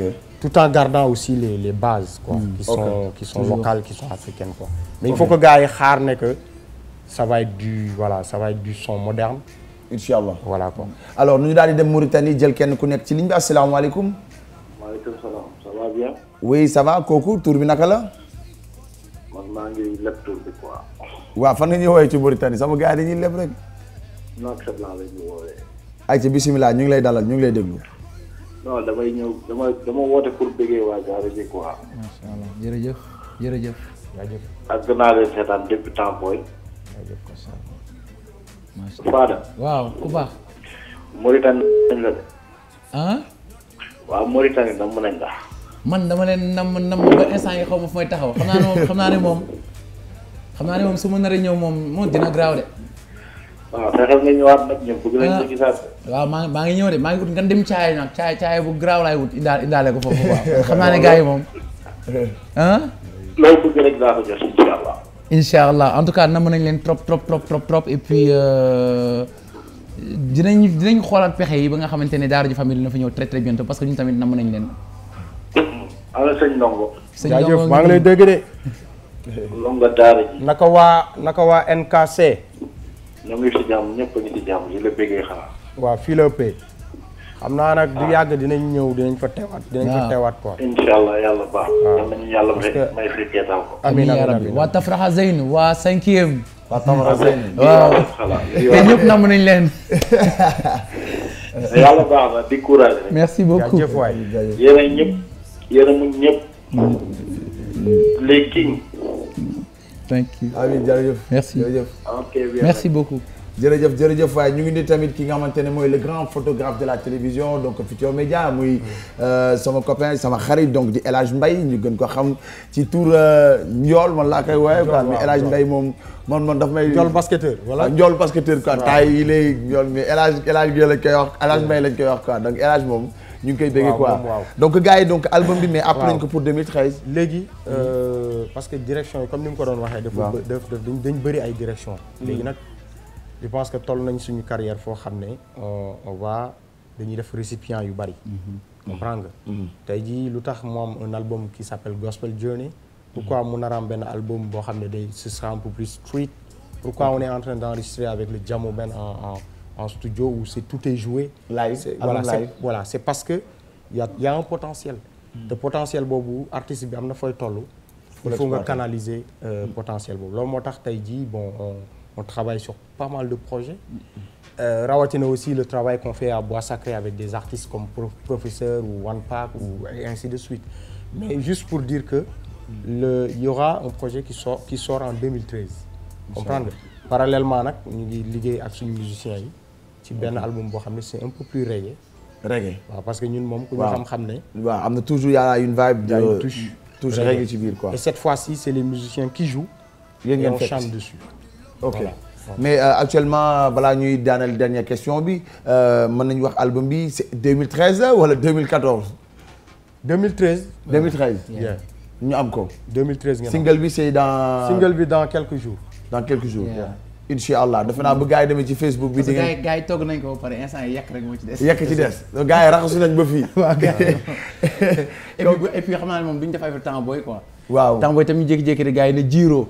jiiroo waaw xam naa bi moom bon ku nekk da ngay jël sa wàll. mais man temps booy bi ma koy njëkk a dégg. c'est juste une parenthèse. ndeysaan anniversaire DJ Makhtar la woon. Molde yàgg na lool. boobu defe naa est-ce que c'était pas ay 2000 wala 92 yàgg naa li may wax la première manifestation bi ñu defoon ak DJ Makhtar ndam si yàlla DJ Makhtar may profité sax di ziar waa këram waa Médina. et puis tamit voilà di ko fàttaliku toujours di ñaaxaat gars yi pour ñu koy ñaanal chaque fois. En 2001 on avait fait un mic open. waaw Molde damay ragal ne loolu ngay fàttaliku te jamono boobu je pense que c'était pas très fréquent les mic open. exactement donc Makhtar bokkoon ci ñi nga xam ne ñoo doon vraiment def promotion musique hip hop bi. au niveau de Dakar. di organiser soirée yu mag. donc c'est vrai que ñun dañ daan comme ni ñu ko daan defee si terrain basket yi un peu dans Dakar dañ daan freestyler xam nga. parce que noonu lañ tàmbalee. donc dañ daan créer ay morceaux même pour dire vrai. Temps Boy c'est un morceau boo xam ne mën nañu wax ne c'est un morceau historique c'est un morceau boo xam ne. Même quand je prends l'exemple de la version bi professeur jël. waaw nga xam ne c'est une version beaucoup plus longue. beaucoup plus développée. et je dirais même plus complète. voilà plus complète. Temps Boy nekk na benn morceau boo xam ne je pense que dañ ko def pour que sénégalais yi gis ci seen bopp. pour que aussi nit ñi xam ne on fait du hip hop. mais ça doit être une musique boo xam ne dafay traverser le temps. mooy comme ki woote sànq. waaw mu ngi toll en France déglu morceau bi.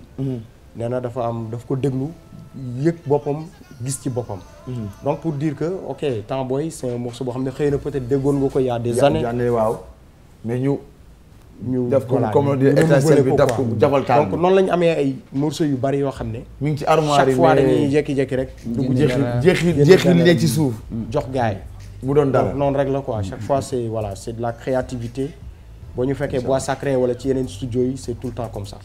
Alors je pense que téléspectateurs yi vous êtes satisfaits donc voilà le groupe mythique Daradji Family là nous allons passer maintenant donc question yi nga xamante ne rek ñi nekk ci kaw moo ko moom ñoo ko moom donc muy Mansour ak Patrick.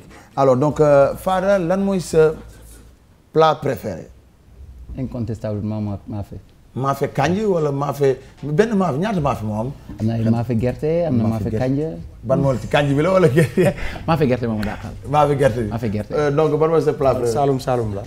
waaw mbaxalu Saalum. devinel non. bu ñu nee Saalum rek nga ne mbaxalu Saalum. man mbaxalu Saalum bu njëkk sama xel. mais waa Sénégal boo nee Saalum rek. nga ne mbaxalu Saalum waaw. mais Saalum bëri nay plat. Saalum waaw. ah man de Saalum mbaxal laa. am na ay ñeleñ am na gerte. am na mbaxalu gerte. waaw cere. waaw cere Saalum ko moom. waaw cere ji moom. ban cere am na cere sim wala baase kay am na baase salté cere mbuum. loo ko composé ndox sax. loo ko composé. waaw mais cere bi daal moo lay daanal. moo may daanal. alors donc Fada kan mooy sa ci biir ci les gens qui font le mbalax. ban chanteur mbalax moo lay que tu apprécies que nga sentir quoi. bah franchement pour te dire la vérité ku nekk am na loo xamante ne dama koy jàng ci yow. ci gars yi. J'apprends quelque chose de tout le monde parce que en commençant par Youssou Ndour allant vers comment dire. Je dirais même même Papa Ndiaye Thiopet tout le monde en fait tout le monde m'intéresse parce que pour moi la fausse note n'existe pas en musique. La fausse note n'existe pas. Non, c'est comme quand tu ajoutes une note chromatique dans le jazz alors que tu sais que lii boo ko joué dafay flat boo ko joué dañ naan note bi dafa fausse note la. Mais tu mets un petit truc en chromatique et tu fais évoluer le truc tu rentres dans un dugg ci benn mode. am na ay modes yoo xamante ne boo ko joué am na ñoo xamante ne bu ñu ko déggee ça sonne un peu bizarre. mais boo développé tuuti rek ñu ok donc c'est dégg-dégg la rek. donc mais ci gars yi daal Youssou tu l'apprécies beaucoup. donc ouais je l'apprécie j'apprécie parce que moi je dirais pas que ce sont des artistes mbalax en fait c'est ça le truc même si. bon je veux dire catégorie quoi parce que là on va évoluer par catégorie. Après on va faire Taasukat. J'aime Pape Diouf j'aime Adji Ouza j'écoute du Viviane. J'écoute Aïda Samb. Et je trouve que son projet est génial. Ouais, Aïda Samb moom woykat bu mag la moom it. Et puis quand je suis à la maison que j'entends mon fils chanter Saraba. Mais je suis là et je dis mais tiens il y a pas que les adultes il y a aussi la nouvelle génération qui écoute donc il y a un côté boo xamante ne c'est un côté très berceur boo xamante ne mbalax am na ko je pense que ce côté-là est plutôt à exploiter et je vais par contre dire autre chose c'est que dans le mbalax j'aurais aimé voir le mbalax qui est notre musique retravaillée pour que ce soit mieux porté sur la scène internationale, de sorte à ce qu'elle soit mieux comprise. Parce que j'ai l'impression qu'au niveau des arrangements, si tu prends le tchol, le meng et tout ça, boo jëlee tchol bi ak meng bi, marimba bi di jouer li tchol bi di jouer ak meng bi, ça crée moins de place. Batterie bi ñu ko jouer ni ko sabar bi di jouer, ça crée moins de place pour faire quelque chose. Donc je pense qu'on devrait voir un moyen de donner à chaque instrument une place boo xamante ne dafay aérer mais un peu plus que la musique respire. Je pense que c'est un bon moyen pour que le mbalax puisse plaire au monde entier. Mais moi personnellement j'adore le mbalax. Bah ça c'est le chanteur qui parle. Donc le rappeur. Kan mooy sa chanteur préféré? man moom am naa benn chanteur boo xam ne pour man bokk na ci ñi ëpp sensibilité. Quand on parle de mbalax peut-être nit ñi des fois dañuy fàtte wala peut-être xam nga. Bon j'en ai deux mais ki may njëkk cité Ablaye Mbaye la. Ablaye Mbaye. Dans sa manière de chanter et aussi bon approche bi mu am moom. C'est une approche boo xam ne neex na ma quoi. Et puis la deuxième personne bi may cité Cheikh Lo la.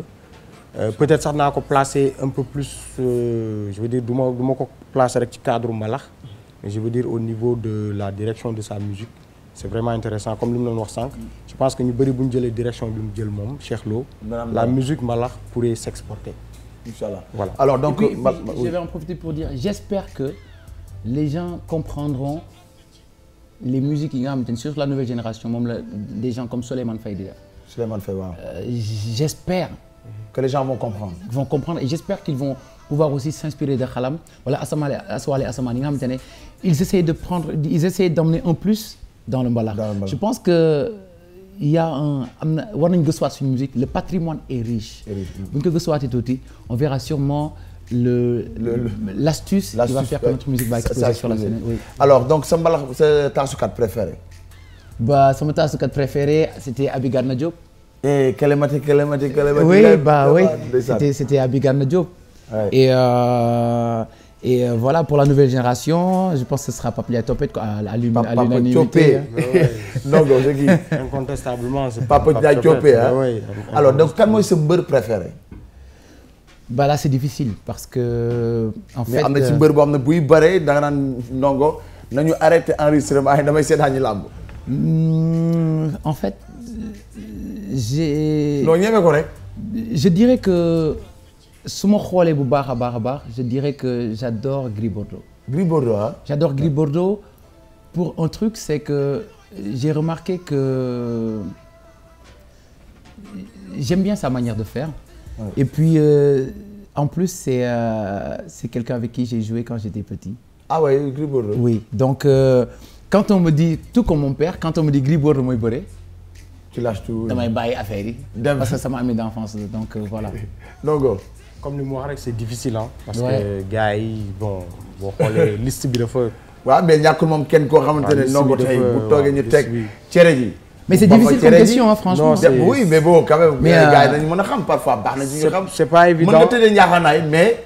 waaw quand même il faut nga may ñu ne kenn kii moom. bon c'est pas évident mais xam naa damay sóobu. waaw sóobu rek tax ci rek je vais citer Balla Gaye 2. parce que je pense que indi na lamb ji foo xam ne c'est intéressant parce que c'est un jeune.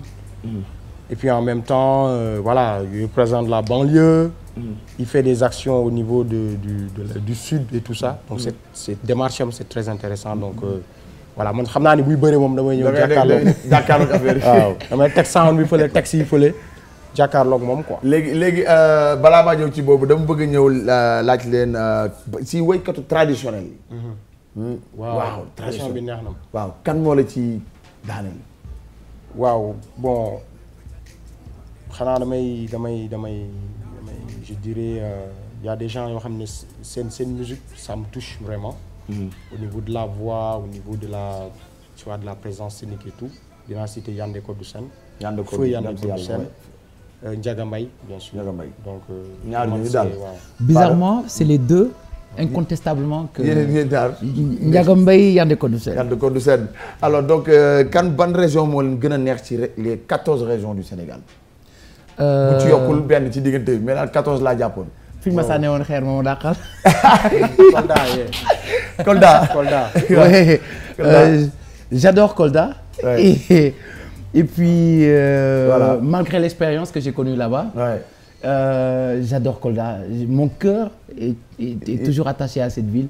Et je sais pas pourquoi j'adore xam naa moo tax lu ne di ma fa dal. moo tax ki la ko def baal nga ko jégal nga ko. mais bien sûr c'est normal. alors donc. waaw moom xam naa damay sànni loxo waa. bul dem Saloum de. non Ziguinchor. waaw te c'est très rare ngi Saloum bu jéggi. Ziguinchor. waaw Ziguinchor parce que pour man dafa nekk benn lieu boo xam ne. Économiquement li muy représenté lu bari la pour Sénégal et que bëgg naa Sénégalais yi. xam ne ok aujourd'hui bon souvent nit ñi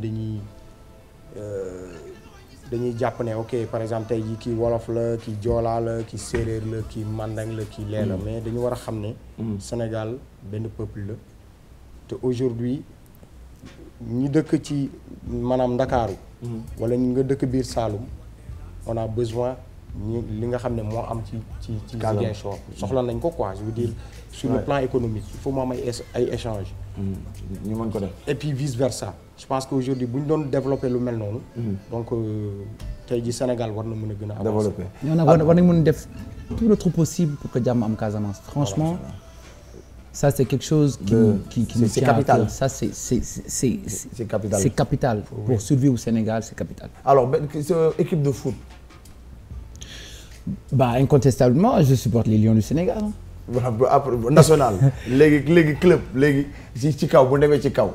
Bah je pense que j'ai un ami qui s'appelle Rachid moom mooy faral di dugal ci kii mais je dirais je serais plutôt pour bon j'hésite entre Arsenal ak Barcelone quoi ak Barcelone. yii Barça taay moom gisuñu buy moom. taay moom Barça mais je dirais Arsenal. mais léegi Ndongo yow local Casa Sport. Casa Sport waaw. toujours yaa ngi supporté Casa Sport. il est fidèle lui ah Casamance moom. ñoom laay supporté. léegi international même su fekkee ne je suis pas trop foot parce que. voilà man c'est le voilà. C'est le basket et la musique donc mais international c'est vrai que quand bu Barça di jouer. Barça parce que man dama am sama benn doom bu ñuy wax Mohamed moom dafa bëgg football. ndeysaan. man ci moom laay xool. pour mën a jàpp affaire yi waaw donc man maa ngi ci Barça quoi. yaa ngi ci Barça. waaw d'accord alors donc kan mooy léegi ci ce club de basket d'ailleurs parce que dinañ ci ñëw léegi mais club ci basket. ban club moo la ci neexoon les années 80 de 90 en 2000. Moi je suis un fan inconditionnel de Michael Jordan et depuis Chicago. Oui parce que Chicago Bulls parce que d'ailleurs apparemment je pense qu'ils ont bientôt un match là dans pas longtemps. Mais voilà tuuti rek Mami Kassé léeg-léeg laay suivre muy moom laay suivre léeg-léeg Facebook muy balancer affaire quoi donc. Mami Kassé waaw. Je suis un peu informé quoi. LA. yow LA LA big city of dream. Patrick ban ma sa question jóge match bi Patrick nee na gis nga sama gars ay connaisseur nekk ci kaw Patrick nee na match bi c'était hier soir et ils ont perdu. Oh non. Ben malheureusement oh non. Ben oui. man LA Magic Johnson. LA waaw wax dëgg waaw. C'était hier oui. waaw bi ça m'a marqué quoi et c'est vrai que amoon na benn rivalité bu amoon xam nga. Chicago Bulls ak metti quoi tout le temps. Les jaunes contre les rouges c'était autre chose. mais ça reste de grands clubs quoi voilà. Alors léegi nag balaa ñoo tëj affaire yi gars yi dama bëgg la dernière question à chacun de vous deux je dirais même fu mu toll nii comme la émission bi jeex na noo leen gisee. émission bi parce que ku jaar benn kaay la mais ñun dañ ko gars yi dañ ko bind fii man dama koy wax loo gars yi noo leen gisee seetu bi. Bah je pense que le nom est déjà très très intéressant parce que man ku su ma déggee seetu rek daf may jox xaqiqatul Muhammadiyya. waaw kaweti na caay waay sama gars yi la indi man foog ma jàngi sama gars yi fi ngeen di waxee. xaqiqatul Muhammadiyya mooy la réalité mohammedienne. D'accord. La lumière mohammedienne moom mooy source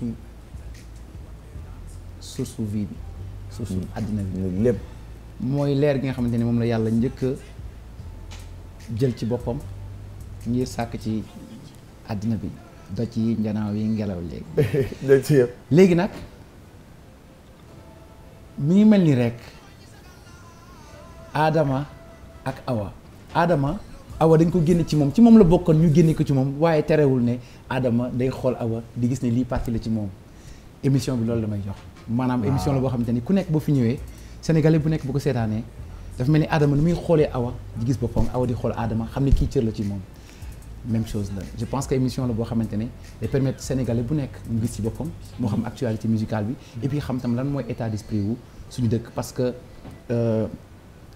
diaspora bi boo jógee Sénégal da nga naan sénégalais yi dañoo soppeeku émission bu mel nii day permettre nit ci nekk ci bitim réew ñu comprendre ban level la suñu xel di demee ñu comprendre aussi lan mooy ambition wu li nga xamante ne moom mooy sénégalais yi ak fan la réew mi jëm sur le plan culturel parce que culture moom mooy bibliothèque bu dëkk bi les artistes sont les bibliothèques de la culture émission yu mel nii dina mën a tax ñu xam lan la homme de culture yi lan la ñu téyal dëkk bi ba bu ko defee tamit ku nekk na mën a xam Sénégal fan la jëm je pense que émission la boo xamante ne donc na wane la vraie facette de la scène culturelle africaine.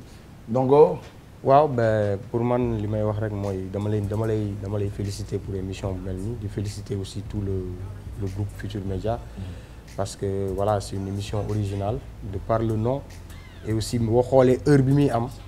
xam ne challenge la quoi. il faut vraiment nga mën a tenir. exactement pour mën a seetaan émission bi et puis nga mën a aussi jokkoo ak artiste bi quoi donc li may wax rek mooy que voilà c'est une émission li may ñaan mooy que mu pérenniser wu.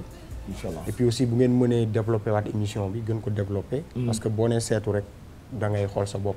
comprends nga boo xoolee sa bopp nag foog nga gis sa bopp. comprends nga donc je pense que il faut mu am interactivité entre les artistes le plateau ñiy seetaan ak yooyu donc loolu ñu gën ko travailler. surtout aussi di wax ne que am nañ mbégte lool teew fii parce que ça nous a permis ñu mën a livrer suñu bopp. parce que ku ñu xam-xam ne ñun ci studio ba la ñuy nekk. waaw suñu kër. ak répétition yi ak scène yi jeex na. donc ay émission des fois on a même pas le temps wala ay interview on a même pas le temps donc tey jii c'est une chance et c'est une opportunité pour ñun ñu toog expliquer wax ak nit ñi wax ak fans yi di leen wax ne que voilà Daara J Family arrive sur les scènes du monde avec du nouveau donc. vous allez jouer si on va jouer. on va jouer le 11 à l'UCAD anniversaire u Bob Marley. donc ñu ngi def tout notre possible. pour que concert boobu taxaw et puis aussi les tournées continuent donc de par ma profité aussi ci occasion bi di remercier toute l'équipe de Bois Sacré ah waaw ñoom Mo Faya ñoom ci waa ñi yor équipe bi yëpp team bi yëpp fàttewuma kenn parce que gars yi ay jàmbaar lañ ñaaña tous les artistes aussi One Pac Mr Professor nga xam ne seen album ñoom ñu ngi leen di xaar yes mu ngi waaj a ñëw ñu ngi ci à fond donc voilà donc li may wax rek mooy di ñaaxaat sa émission bi ngeen gën a aussi permettre artistes yi ñu mën a wane seen bopp parce que c'est pas évident parce que tout le monde sait qu'aujourd'hui la musique les gens ñëpp xam nañ ne que tey jii pour nga jënd CD c'est un problème donc artistes yi amatuñ trop ay plateformes mis à part les scènes on n'a plus trop de plateformes donc je pense que c'est des émissions qui peuvent nous permettre ñu mën a toucher suñu cible mën a waxtaan nit ñi xam aussi li nekk ci ñun quoi donc pour man loolu mooy seetu bi quoi ñu mën a xam li nekk ci artiste bi absolument donc seetu bi law ba faw. Voilà, merci chers téléspectateurs. J'espère que jot ngeen gis li nga xamante ne moo nekk ci ñoom ah donc on a essayé de faire le maximum possible afin que yéen ngeen mën a vraiment am le maximum d'informations ah c'est des artistes ku ne artiste wax ne wàllu yu réer lañu donc je pense que teenu lem lañu rek dañ ci tànku tuuti rek mais ku ci mandi rek dee mais artiste boobu loolu maa la ko may faara nga yóbbu ko artiste teenu lem la moom dañ ci tànku tuuti rek.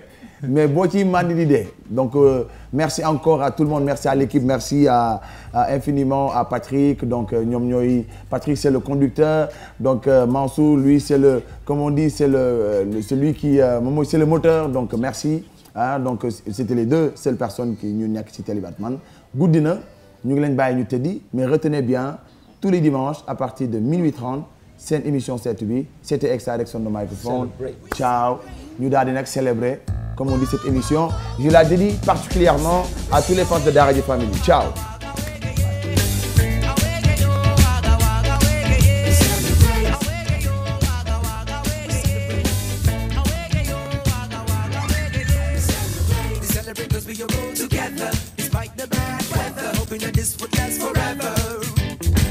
We celebrate 'cause we are family.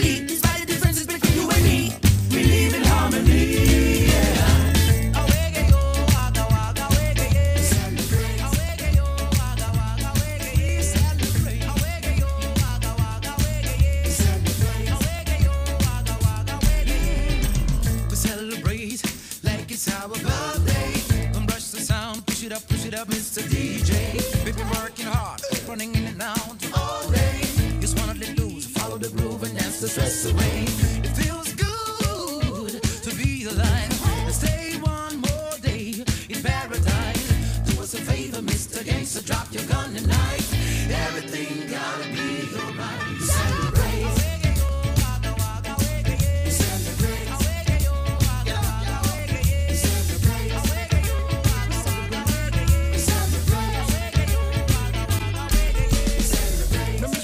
ñu génne ay feem na xol yi sedd jafe-jafe yi dem lépp lu ñu diis xooj nañu ko diis bu màggee ni waaj nañu ko mbégte bu mel ni ci xol lay dundu fan nga ko jaar ba du la dugg doo ko mën a muñ yëngatul fajal bu màtt sa dund. We celebrate 'cause we are all together.